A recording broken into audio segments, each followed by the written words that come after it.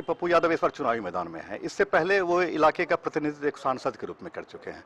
उनका यहां से चुनाव लड़ना एक अप्रत्याशित सा फैसला लोगों के लिए था। आपको क्या लगता है कि इस चुनावी दंगल में वो अपनी जीत कहां तक सुनिश्चित कर पाएंगे? सबसे पहले तो आपने कहा कि मधेपुरा का चुनाव रोमांचक चुनाव है। यह बात एकदम सही है। मधेपुरा का चुनाव रोमांचक है क्योंकि मधेपुरा के चुनाव पर पूरे बिहार और देश की नज़र है। देश की नज़र इसलिए है कि जन अधिकार के राष्ट्रीय संरक्षक या राष्ट्रीय नेता पूर्व सांसद आदरणीय राजेश रंजन पप्पू यादव जी चुनाव मैदान में हैं। अब सवाल उठता है कि आपने कहा कि यह चुनाव में अप्रत्याशित हो जाना कि सांसद पप्पू यादव का मधेपुरा से चुनाव लड़ना लगता है। यह अप्रत्याशित नहीं है, यह जनता की मांग है। जनता की मांग यह है कि आज देश की राजनीति या बिहार की राजनीति जाति धर्म के आधार पर बटी हुई राजनीति है और वही कारण है कि आज कोई एक पार्टी नहीं रह गई है। क्षेत्रीय पार्टी को मिलाकर के दो धाराएं देश में या राज्य में चल रही हैं। दो धाराएं जब अपना कैंडिडेट मधेपुरा विधानसभा के लिए नॉमिनेट किया तो जनता यहां काफ़ी नाराज हो गई, चाहे वो राजद का महागठबंधन हो या एनडीए का गठबंधन हो। विगत 10 वर्षों से आपने कहा कि राजद का कब्जा है। कब्जा नहीं हम इसे मानते, राजद का प्रतिनिधित्व यहाँ से हो रहा था। अच्छी बात है, जनता की यहाँ मांग थी 2015 के विधानसभा में भी कि यहाँ से राजद का प्रत्याशी बदला जाए। जनता की मांग को नहीं सुना गया। फिर 2020 के चुनाव में भी पूरे मधेपुरा विधानसभा के लोगों ने अपने खर्च से पटना गया और खर्च करके केवल एक मांग रखा कि वर्तमान विधायक को यहाँ से टिकट नहीं दिया जाए, किसी अन्य व्यक्ति को दिया जाए। पटना में बैठे नेताओं ने इस बात को अनसुनी कर दिया और वो अपना निर्णय मधेपुरा के जनता को थोप दिया।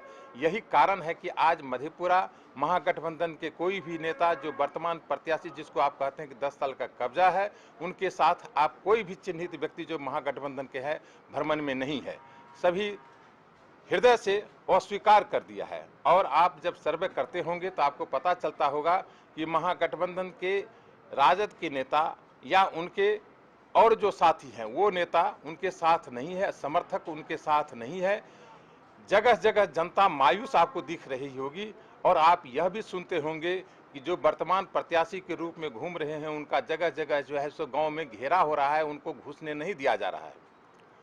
दूसरे जो गठबंधन के अभ्यर्थी है, कैंडिडेट है, जिनको नॉमिनेट किया गया है, मधेपुरा में लगभग 2.5 लाख लोग या 2.25 लाख लोग मतदाता हैं। लोगों ने उस गठबंधन से भी गया था। स्वाभाविक है, जब राजनीति का समय आता है चुनाव का तो सभी लोग हर दल से 5-10 प्रत्याशी होते हैं। यहाँ भी उस दल में अच्छे प्रत्याशी थे। सभी लोग प्रयास में थे कि हमें टिकट मिलना चाहिए। जिनका समाज में, जिनका पार्टी के बीच, जिनका इस मधेपुरा के बीच पहचान था, ऐसे लोगों को टिकट ना दे करके ऐसे लोगों को टिकट दिया गया जिनकी मधेपुरा शहर में भी पहचान नहीं है। मधेपुरा विधानसभा की बात तो छोड़ दीजिए। इसका मतलब यह स्पष्ट हो गया कि जिस मधेपुरा को समाजवादी के नाम से जाना जाता है, जिस पर मधेपुरा गर्व करता है, जिस मधेपुरा में दिल्ली और पटना के लोग आकर के गर्व से कहते हैं कि यहाँ की धरती को हम नमन करते हैं, उस धरती को दोनों गठबंधन ने कलंकित किया है। और दोनों धारा के लोगों ने, जन अधिकार के लोगों ने, दोनों धारा के लोगों ने पप्पू यादव जो राष्ट्रीय जन अधिकार पार्टी के संरक्षक हैं, उनको मोबाइल से, व्हाट्सएप से, मैसेज से, फेसबुक से, अखबार के माध्यम से आग्रह किया कि अब मधेपुरा में अन्याय बर्दाश्त नहीं होगा। इसलिए आपसे आग्रह है, आपको हम लोग आमंत्रण करते हैं, आमंत्रण देते हैं कि आप मधेपुरा से अपना नॉमिनेशन दें। हम लोग आपको मदद करेंगे और इस बार रिकॉर्ड मत से जिताएंगे। इसलिए अप्रत्याशित रूप में सांसद पप्पू यादव ने अंतिम समय में नॉमिनेशन दिया। यहाँ के जनता और यहाँ के राजनीतिक लोगों के आग्रह पर, अनुनय पर, विनय पर। इसीलिए लगता है अप्रत्याशित चुनाव हो रहा है। यह बात सही है कि देर से ही सही जनता ने अन्याय के विरुद्ध बिगुल फूका है और हमें लगता है कि इस बार जनता इस तरह का निर्णय लेगी कि जो बड़े लोग राजनीति के होते हैं वो मानते हैं कि मधेपुरा से दिशा और दशा दोनों तय होती है। तो 2020 के विधानसभा में दिशा और दशा दोनों मधेपुरा से तय होगी और बिहार में आपको परिवर्तन की शुरुआत हो जाएगी। लेकिन राजद का अपना यहाँ पर कैडर है और 10 साल से राजद के जो विधायक हैं प्रोफेसर चंद्रशेखर हुए हैं और विगत काफ़ी वर्षों से वे सांसद पप्पू यादव जिस समय में सांसद थे उस समय से ही इनके खिलाफ वो काफ़ी बयानबाजी करते रहे हैं, बोलते रहे हैं, उग्र रहे हैं। और इस बार भी उनका दावा है कि पप्पू यादव की जमानत जब्त हो जाएगी यहाँ से, मधेपुरा से। इसको आप कैसे लेते हैं, उनके बयान को किस तरह से लेते हैं? इस बयान को हम बचकाना बयान मानते हैं। इसलिए मानते हैं कि वो कोई भविष्य करता नहीं है, कि वो चुनाव होना है 7 तारीख को, गिनती होना है 10 तारीख को, कौन जीतेगा कौन हारेगा, किनकी जमानत जब्त होगी, इसके वो भविष्य करता नहीं है, वो भविष्य वक्ता नहीं है। इसलिए बचकाना बात है।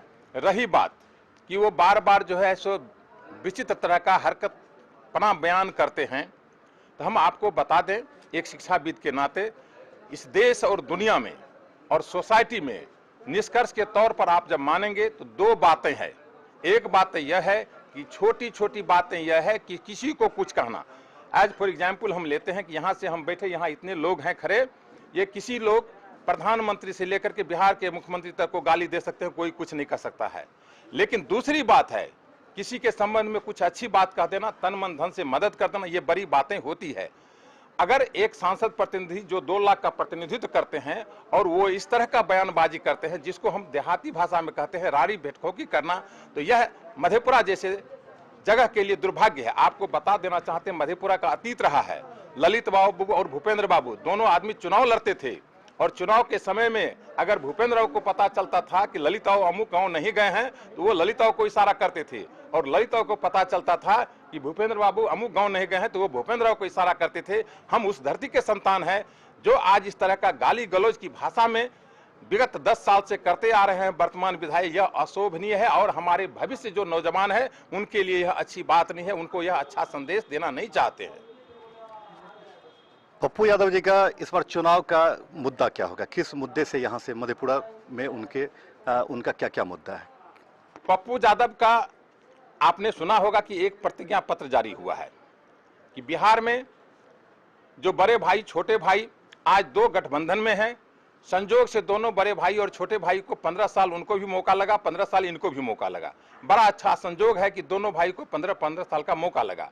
लेकिन हम थोड़ी सी आपको इससे कुछ हटते हैं कि एक भाई ने कहा पिछले चुनाव में कि हम हर आदमी के खाता में 15 लाख रुपया देंगे, 2 करोड़ लोगों को नौकरी देंगे, काला धन वापस लाएंगे। लेकिन कोई भी बात इसमें सफल नहीं हुआ, और चुनाव के बाद जब पूछा गया तो कहा गया कि यह जुमला है, मतलब यह चुनाव जीतने के लिए एक नारा था। ठीक उसी तरह से वर्तमान में जो सामने दूसरा गठबंधन है, उनके नेता भी कहते हैं कि हम ओथ लेते ही विधानसभा में मुख्यमंत्री के कुर्सी पर बैठते ही 10 लाख लोगों को नौकरी देंगे। लेकिन पता होना चाहिए कि नौकरी का एक तरीका होता है, ये तरीका नहीं है। नौकरी तरीका ये है कि नौकरी किसी विभाग में देने के लिए पद का सृजन करना पड़ता है, उसका विज्ञापन निकालना पड़ता है, उसमें आवेदन मांगा जाता है, फिर उसमें साक्षात्कार होता है, बहुत लंबी प्रक्रिया होती है जिसमें 6 महीना साल भर होता है।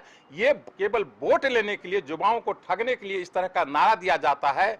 और सबसे बड़ी बात है कि जन अधिकार के नेता पप्पू यादव ने प्रतिज्ञा पत्र में कहा है कि उनको आपने 15 साल दिया, इनको भी 15 साल दिया है, हमें मात्र 3 साल दीजिए, और 3 साल में बिहार की तकदीर सूरत बदलेगी और इसको हम देश का सबसे अच्छा शहर बनाएंगे। मतलब कि सड़क की सूरत बदलेगी, मतलब कि युवाओं को हम रोजगार देंगे, और रोजगार के लिए पहले व्यवस्था करेंगे, और हम हर लड़के को मोटरसाइकिल देंगे, हर लड़कियों को स्कूटी देंगे, हम वृद्धा पेंशन को बढ़ाएंगे, हम स्वास्थ्य की सुविधा उपलब्ध कराएंगे, बेहतर स्वास्थ्य की व्यवस्था करेंगे। 30 साल में आप यहाँ के किसी भी हॉस्पिटल में डॉक्टर उपलब्ध नहीं है, बेड उपलब्ध नहीं है, कंपाउंडर और नर्स उपलब्ध नहीं है, दवाई नहीं है, जो दवाई है वह भी ब्लैक से मिलती है। तो ये हालत है स्वास्थ्य की। शिक्षा की हालत तो चौपट हो गई। एक भाई ने क्या किया पूरे बिहार में, जब दूसरे भाई कुर्सी पर नहीं थे तो कहते थे कि चोरी चोरी करा कर परीक्षा में डिग्री दिलाता है, और दूसरे भाई ने जब कुर्सी पर आया तो उसी में डिग्री लाओ नौकरी पाओ का नारा दिया। और आज यही कारण है कि शिक्षक दस्तखत नहीं कर पाते हैं। ये हालत बिहार की बनाया है। लेकिन पप्पू यादव ने कहा है इन सारी बातों को हम दूर करेंगे और 3 साल हमें मौका दीजिए। अगर हम नहीं कर पाएंगे तो हम स्वतः राजनीति से संन्यास लेंगे। हमारा बड़ा प्रतिज्ञा पत्र है जिसमें बिहार के किसी भाग को नहीं छोड़ा गया है। अगर पूरी प्रतिज्ञा पर हम चर्चा करें तो आपको आधा पौने घंटा लग जाएगा पूरी प्रतिज्ञा पर चर्चा करने के लिए। कोई भी जन सरोकार से समस्याएं नहीं है, जिस समस्या को अछूता छोड़ा गया है जन अधिकार के प्रतिज्ञा पत्र में। अच्छा, ये तो बिहार की बात हुई। अगर पप्पू यादव को मधेपुरा से जनता अगर मौका देती है, इस बार अगर चुनती है, तो मधेपुरा के लिए, मधेपुरा क्षेत्र के विकास के लिए कौन कौन से कार्य प्राथमिकता सूची में आएंगे? सबसे पहले सड़क की सूरत बदलेगी, अपराध मुक्त मधेपुरा होगा, युवाओं को रोजगार देने की प्राथमिकता होगी, स्वास्थ्य सेवाएं बहाल होगी, अच्छी स्वास्थ्य सेवाएं बहाल होगी और शिक्षा की हालात को पहली प्राथमिकता देंगे। पढ़ते रहिए मधेपुरा टाइम्स, निडर, निर्भीक और निर्णायक।